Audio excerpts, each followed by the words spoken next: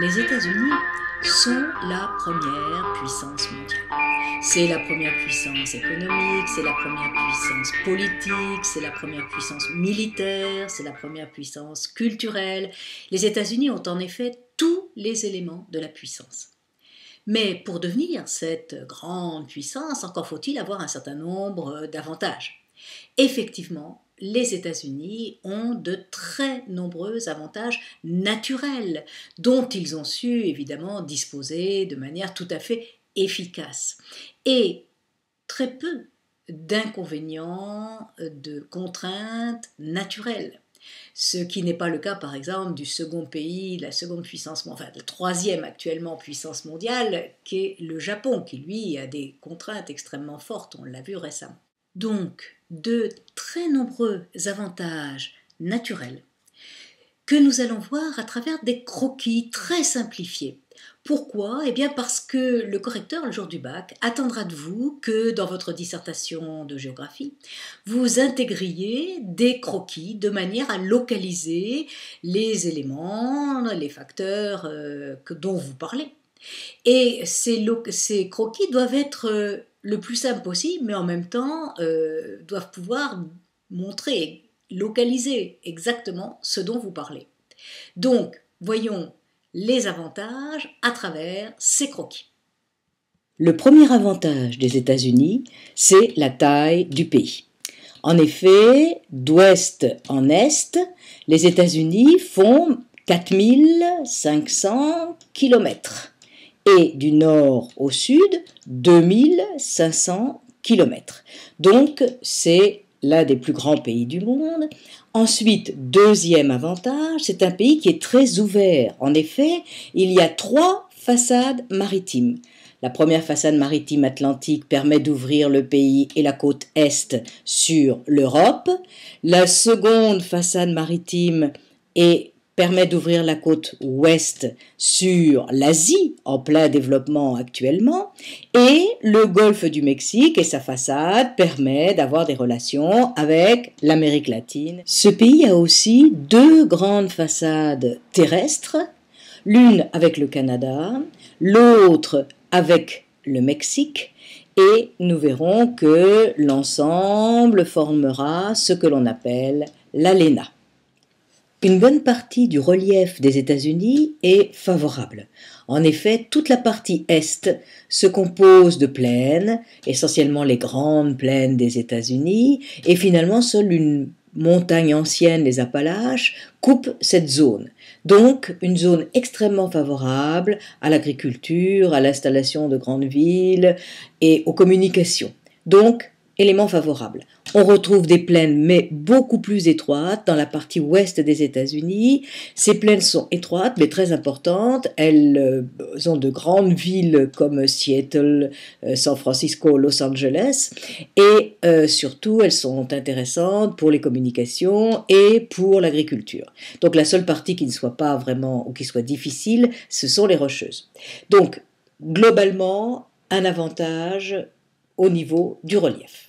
Le climat des États-Unis présente aussi de nombreux avantages. Essentiellement, dans sa partie est, on retrouve toujours le rôle de ce 100e méridien qui coupe les États-Unis en laissant à l'est la partie la plus valorisée et à l'ouest celle qui l'est moins. Et on retrouve pour le climat exactement la même séparation. Donc, que trouve-t-on à l'est ? Eh bien, d'abord, le climat continental humide. Certes, c'est un climat froid l'hiver, mais c'est un climat tout à fait favorable aux cultures comme le maïs, le blé, le soja, que l'on retrouve dans les grandes plaines qui se trouvent ici, et c'est aussi une zone d'élevage importante. Ensuite, deuxième climat intéressant, c'est celui qui est dans le sud des États-Unis, c'est le climat tropical humide, donc extrêmement chaud, pluvieux, et ce climat chaud va permettre des cultures de type tropical, c'est-à-dire d'abord le coton, la canne à sucre, les agrumes, et on comprend grâce à cela l'importance de l'agro-business aux États-Unis parce que toute cette partie-ci est une partie extrêmement favorable à l'agriculture.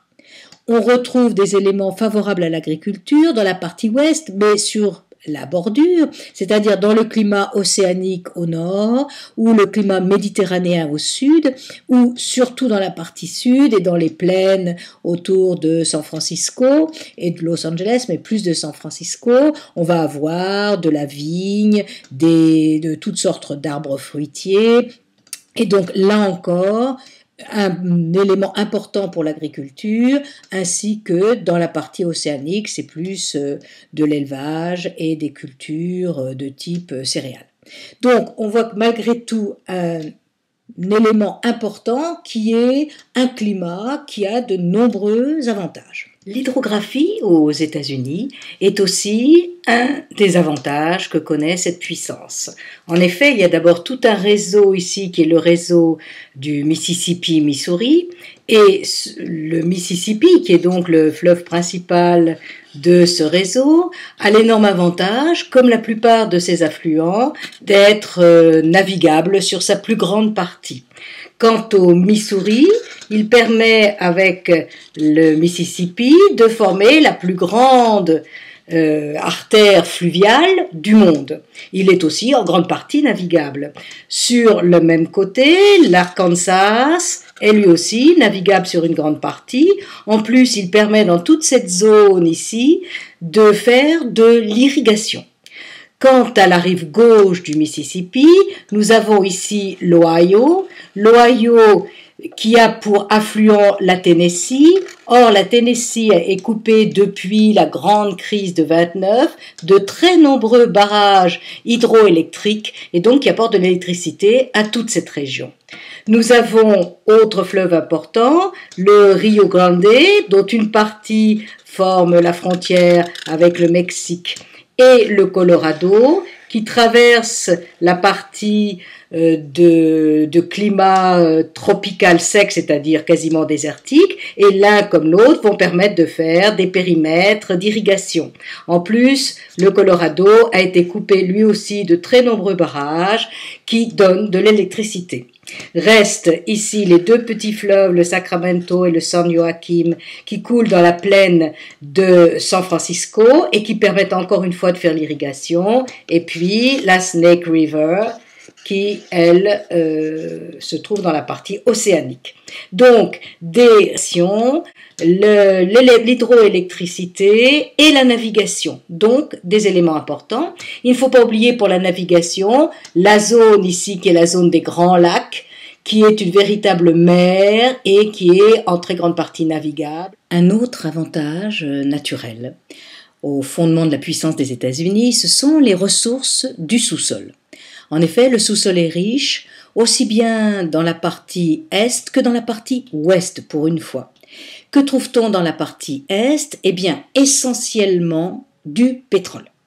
Le pétrole se trouve dans le golfe du Mexique, c'est du pétrole offshore, c'est la partie la plus importante actuellement pour le pétrole des États-Unis. On trouve aussi du pétrole au Texas.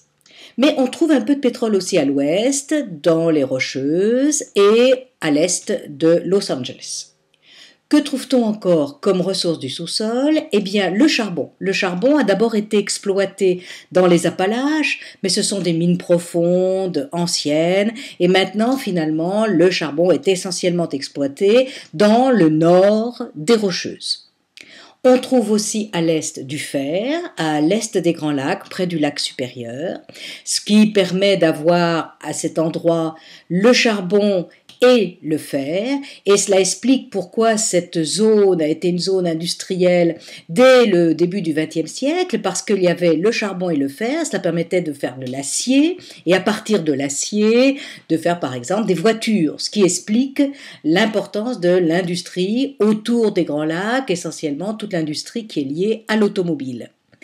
Et puis, on trouve aussi dans les Rocheuses un certain nombre de minerais, ce sont des minerais de toutes sortes, des minerais rares ou bien des minerais moins importants. Ce ne sont pas des grandes mines, mais cela permet d'avoir tout un échantillon de minerais de toutes sortes.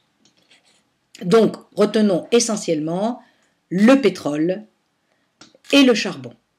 Et puis, cette association fer, charbon, qui a permis l'industrialisation de cette zone qu'on va appeler par la suite le Manufacturing Belt, c'est-à-dire la zone essentiellement de manufacture, autrement dit d'industrie. Les contraintes naturelles existent, mais elles sont de faible ampleur comparées aux avantages. Et de toute manière, elles sont plus importantes à l'ouest du centième méridien qu'à l'est, mais elles existent des deux côtés.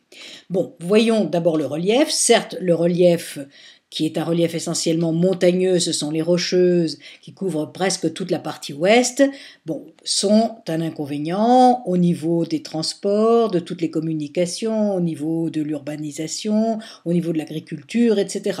Donc, ici, il y a une contrainte importante. Autre contrainte, ce sont les climats de cette zone. En effet, on a vu que c'était des climats secs.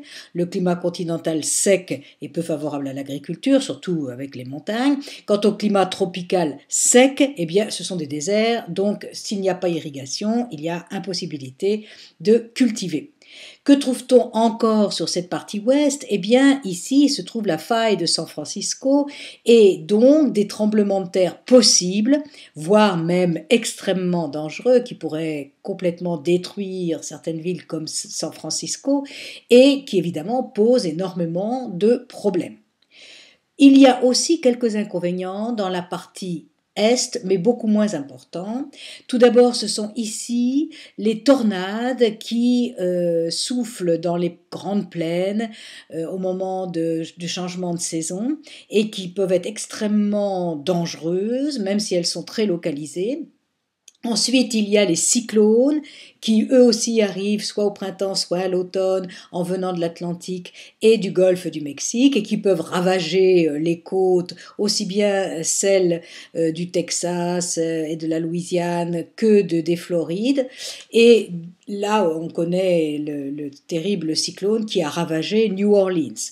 Donc, quand même, des problèmes. Et puis au nord, il y a ces blizzards, ce sont ces vents extrêmement froids qui viennent directement du pôle et qui soufflent l'hiver dans la plus grande partie des grandes plaines et qui refroidissent encore un climat continental qui est déjà froid.